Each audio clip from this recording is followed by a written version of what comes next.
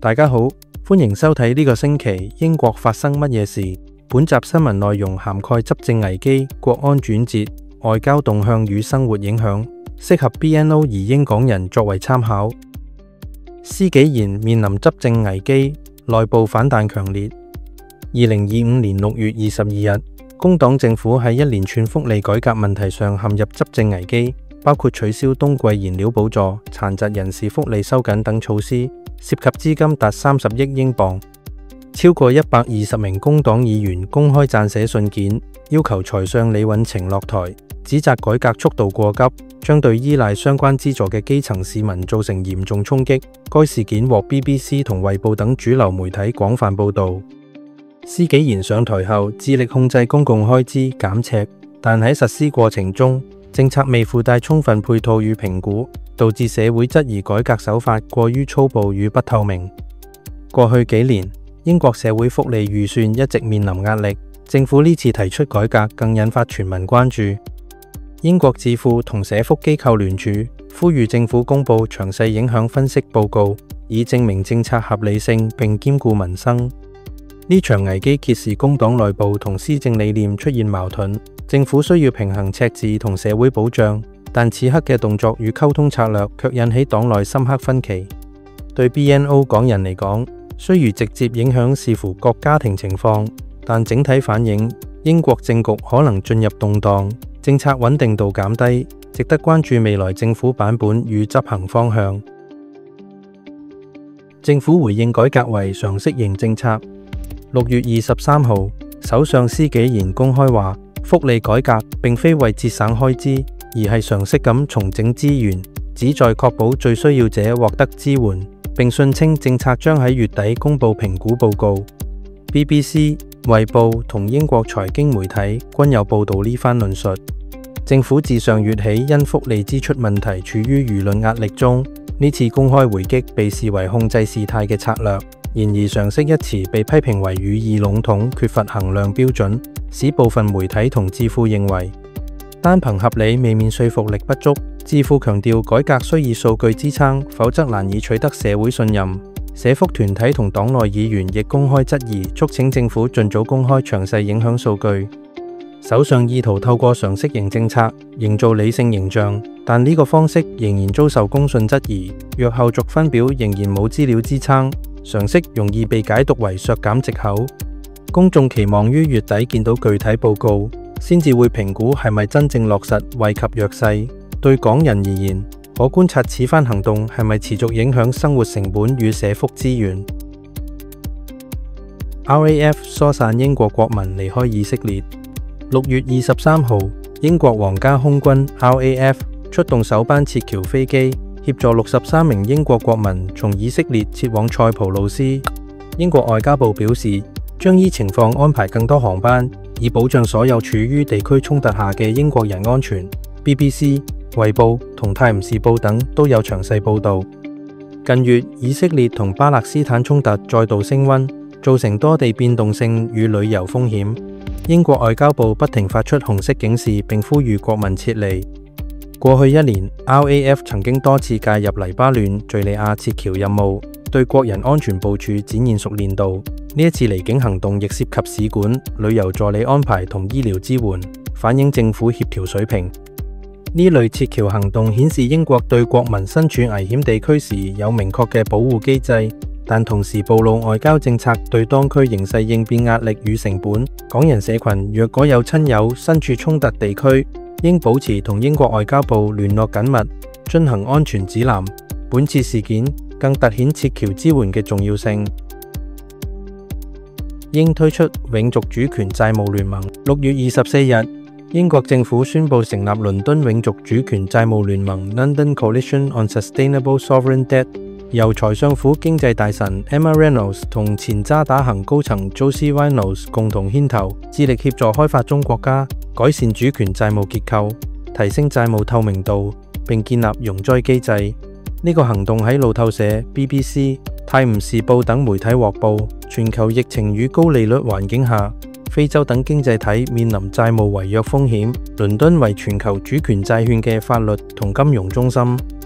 呢個舉動意在引導重組機制更公平，促使借貸合約包含自然災害條款，避免債務惡化。此外，此項計劃亦可讓英國檢驗同新興市場嘅金融與政治連結，為發展中國家提供更穩定融資環境，同時為英國金融業增加相關服務機會。呢個舉動係響應聯合國發展與債務可持續性議題，體現英國喺國際多邊架構中維持一定嘅角色。不過效果未明，計劃能否吸引債務從國家參與，係咪能夠改革既有法律結構，倫敦金融業係咪會推動相關配套，仍然有待觀察。呢啲架構如能夠成功實施，唔單止利於發展中國家，亦都可以擴大英國金融合作地位，並且為本地專業人士提供職場上嘅機會。喺此外，港人如有資產管理或者金融服務經驗，呢個政策或提供新嘅定位與機會。強化地方財政支援貧困區，政府公布新財政分配機制，將地方基金按地區貧困指數重新分配，部分中產或高收入地區可能面臨資金調整。相關報導見於 BBC 同津貼平衡報嘅時事分析。呢個政策建立喺公平支出原則上，意圖將更多資源投向教育、醫療與基建薄弱嘅社區，進行社會平衡。但部分議員同當地議會表示，呢個舉動或許會引發稅項重分類與調整，並帶來地方民眾不滿情緒。政策有助縮窄城鄉差距，但亦可能造成高稅區重擔上升，地方服務質素下滑。對移英港人尤其要留意居住地選擇，建議參閱地方議會財政評估與稅收趨勢。國籍撤銷制度修例鞏固國安。英國議會近期修改國籍與邊境法，授權政府喺未經公平程序前即暫停撤銷英國國籍決定，直至法院裁定為止。呢個舉動被視為前所未有嘅程序更改，旨在提升政府應對恐怖與激進分子嘅能力。BBC、The Guardian 有相關報導，國籍與邊境法2022年已賦予政府撤國籍能力，但須先通知並等候法院決定。修例後，政府可以先行撤銷並延緩整個司法程序。此舉被稱為行政預防式剝奪。政府辯稱可及時防範恐怖威脅，但批評者認為此舉侵害基本法治原則，削弱司法獨立性。人權團體亦擔心將來用於政治人物、移民或少數社群成員嘅身份撤銷。從安全觀點而言，此舉確實能夠加快應對某啲突發事件嘅速度，但同時擴大行政權力，可能被濫用以剝奪人權。法院同立法部門能否保持足夠監管力，係未來辯論焦點。BNO 港人應重視其對身份安全嘅長遠影響，亦需關注政府嘅濫權監督機制。防務檢討推動軍費增長。6月25日，英國公布一項新嘅國防與安全政策評估，將喺2035年前預計將軍費支出提升至 GDP 嘅 2.5%， 同時購買部分 F-35 戰機與核潛艇裝備，吸引 BBC、防衛新聞等軍事誌關注。呢次檢討反映英國對國際安全地位嘅再定位，尤其喺北約東擴、烏克蘭保衛戰、華約關係同印太戰略中，多項軍備支持被定位為維繫國際影響力所需。呢擴張計劃將喺未來數年先至逐步落地，但預算佔用嘅空間亦可能壓縮國內民生支出。從國安角度睇，深化戰略自主同盟友承諾具正面意義，但係若軍費佔比過高，背後恐犧牲醫療、教育或社福資源。建議港人觀察國防項目與民生支出嘅整體平衡，以免政策導向影響生活成本及公共服務可及性。支持加沙平民政策重申。6月26號，英國外交部重申支持加沙平民嘅國際人道救援，並呼籲停火，但重申不干預以色列嘅軍事行動。BBC、路透社有個報導，英國喺國際政治中推行人道主義外交，此舉旨在平衡支持盟友以色列同國際社會對平民傷亡嘅憂慮，但亦可能令政府喺以色列策略上保持敏感定位。呢個政策符合英國長期人道立場，但若果未能夠同時提供救援物資或者難民安置支持，而家被批評為口頭承諾，港人應關注是否有志願者或者 NGO 活動可以參與或者支持相關行動。李允晴已重整 Green Book 財政流程，財相李允晴正式提出改革 Green Book 審批流程，旨在強化對公共資本支出如交通、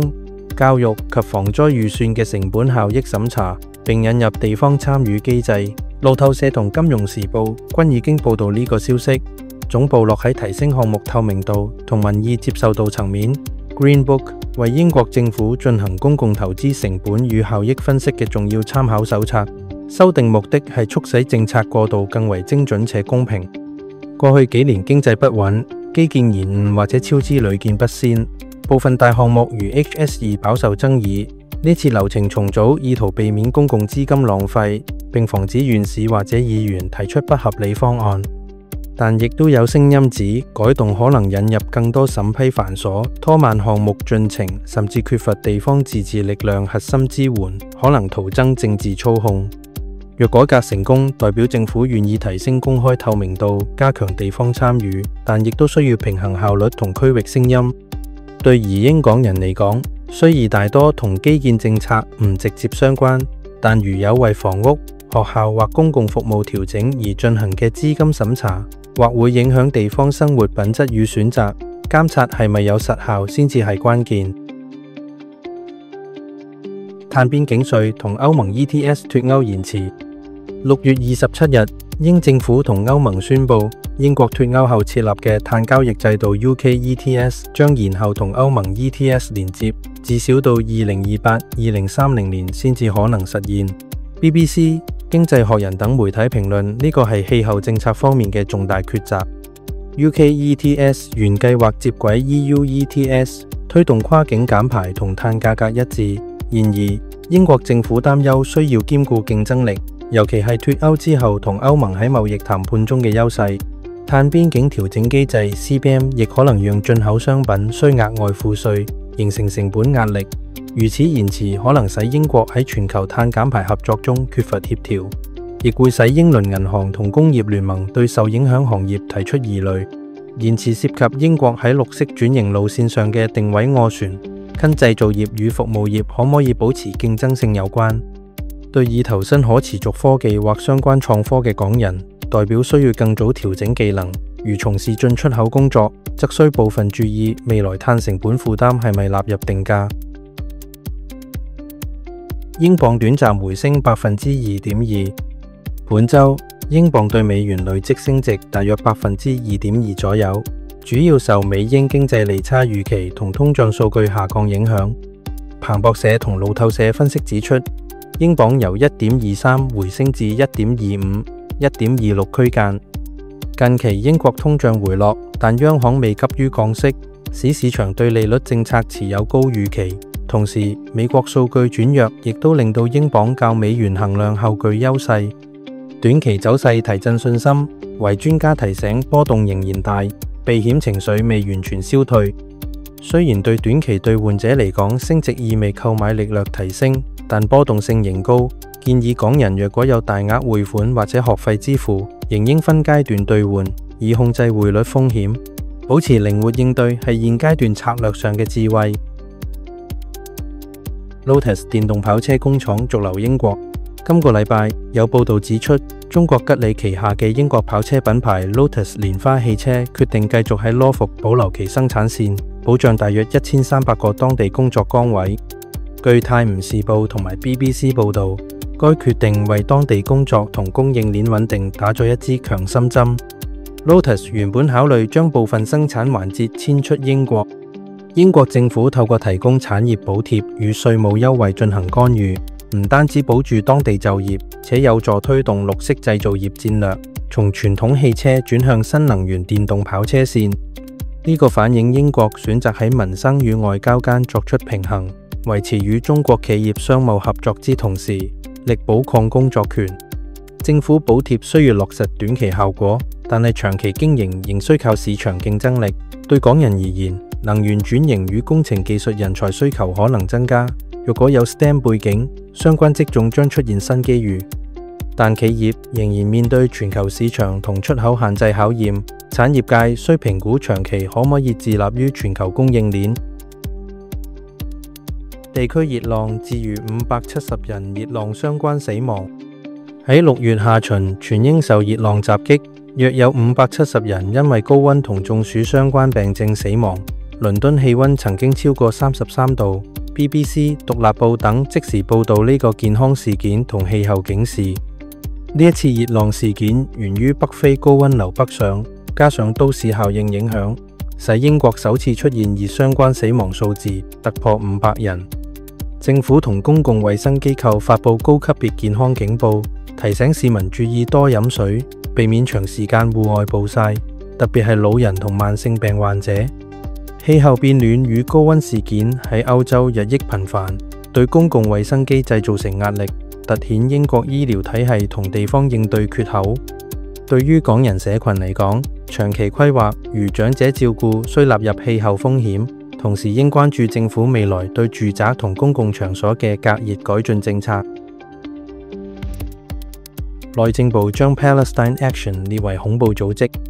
6月28號，英國內政大臣韋亞蘭宣布以反恐法將 Palestine Action 納入恐怖組織名單。若果立法通過，任何支持或者加入該組織者，最高可被判監14年。呢個為英國首次以恐怖組織形式禁止以和平直接行動為基礎嘅抗議團體。BBC 同衛報等多家媒體都有即時報導。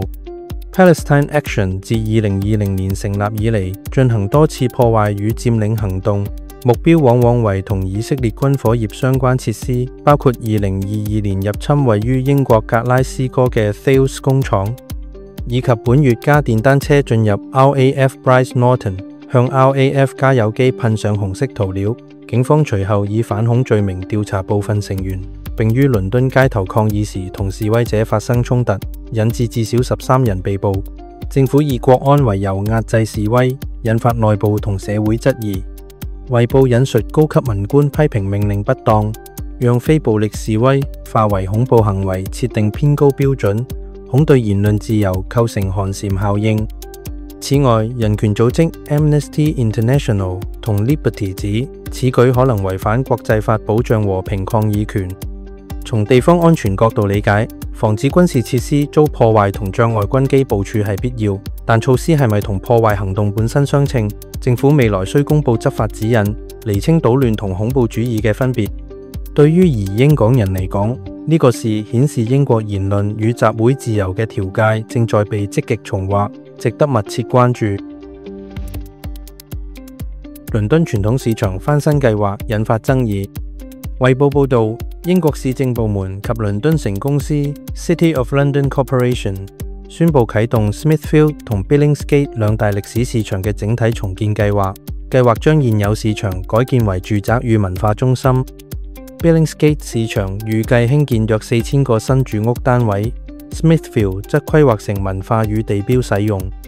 呢一舉措雖然被視作城市再生範本，卻引起市場相反，當地議員及文化保護人士激烈反對。報導指出，由於成本上升，原計劃將市場遷至 Dagenham 嘅740億元搬遷方案被迫取消，引發市場未來去向不明。倫敦城公司承諾2028年前市場仍維持正常運作，並成立11人小組負責進行城市規劃，支持相反逆地安排，但實際安置地點仍未公布。呢一段新聞由多家媒體即時報導，包括 BBC、The Guardian 及 City of London Corporation 嘅聲明文件。Smithfield 市場已經有大約800年歷史，主要係肉食交易中心。Billingsgate 則係倫敦主要魚市場，服務同餐飲業者廣泛。呢兩個市場一直同倫敦餐飲供應鏈緊密結合。近年，由於土地升值同住房需求增加，各地政府積極推動混合用途再開發，期望導入住宅與商業活動，提升地區價值。但係搬遷方案出現延誤與資金不足問題，令商販憂慮生計難以保障。文化保育團體則憂心文化消失與城市特色被侵蝕。呢項計劃具有重大潛力，如果規劃得宜，可提升城市空間效益，釋放住宅供應，並注入新文化動力。不過，要兼顧遷商安排、歷史價值保存以及住屋需求同平衡，係考驗政策協調能力。賣地決策應包含諮詢市民聲音、保障商販工作權，以及將文化歷史融入新建設。對 BNO 港人而言，關注應該集中喺置業環境變動、文化空間保留同社區結構改變，故建議密切留意倫敦政府後續法案同公共諮詢程序。今個禮拜報道涵蓋國內執政危機、社會政策轉向、國際撤僑、人道外交與氣候防備議題，從熱門改革造成內部危機，到國安與人權交叉事件，亦有現實生活如熱浪、房屋與財政改革等。呢啲議題攸關 BNO 移英港人喺英國生活嘅政策環境同未來方向。唔講英國，今次講住咁多先，記得 Like、Share 同 Subscribe， 我哋下次再見，拜拜。